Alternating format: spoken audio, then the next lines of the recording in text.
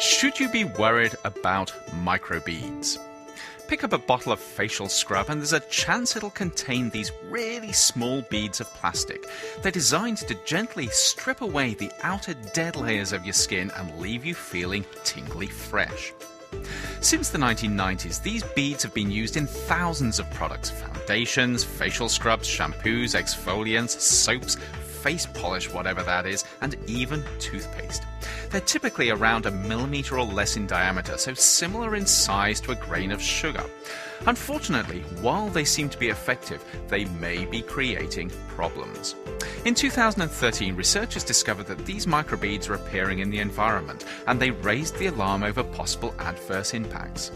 Since then, 10 states in the US have restricted sales of microbead-containing products, and similar legislation is pending in 6 more.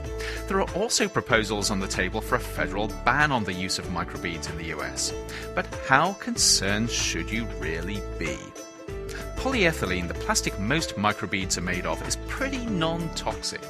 It doesn't cause cancer, it doesn't seem to be a problem if you eat it, and it doesn't irritate your skin. In fact, it doesn't do much of anything, including dissolve or decompose. And this is where things get tricky. Microbeads in personal care products eventually end up being washed down the drain, and because they're so small, they escape capture in wastewater treatment plants, eventually ending up in rivers, lakes, and oceans. Once there, because they don't degrade or sink, they stick around for a long, long time. This is an environmental red flag in itself, but there is another problem. Microbeads suck up toxic chemicals and then potentially release them elsewhere, including into mussels, crabs, fish, and other organisms that may ultimately end up on your dinner plate. Of course, how dangerous this is depends on how large the resulting exposures are.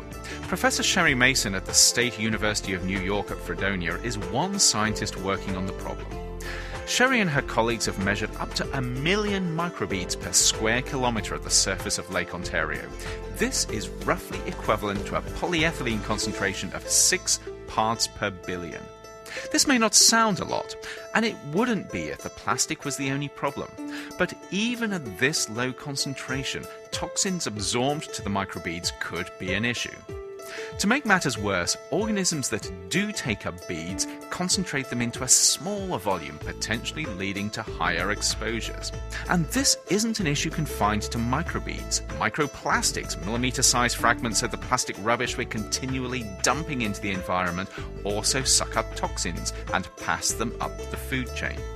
But microbeads certainly add to the problem. At this point, we don't know how big of a challenge we're facing, but without a doubt, microbeads raise some serious red flags.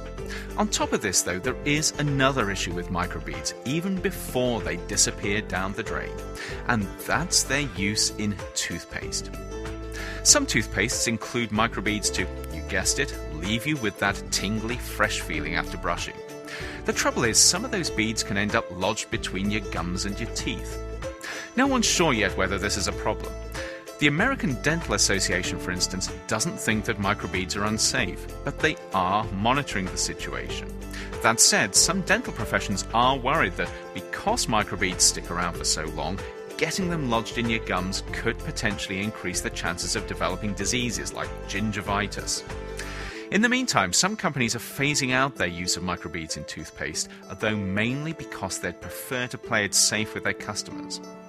The bottom line is there's a lot we still don't know about the potential risks of microbeads, but given their size, persistence, and propensity to soak up toxic chemicals, there's a pretty good chance that they'll end up causing harm somewhere.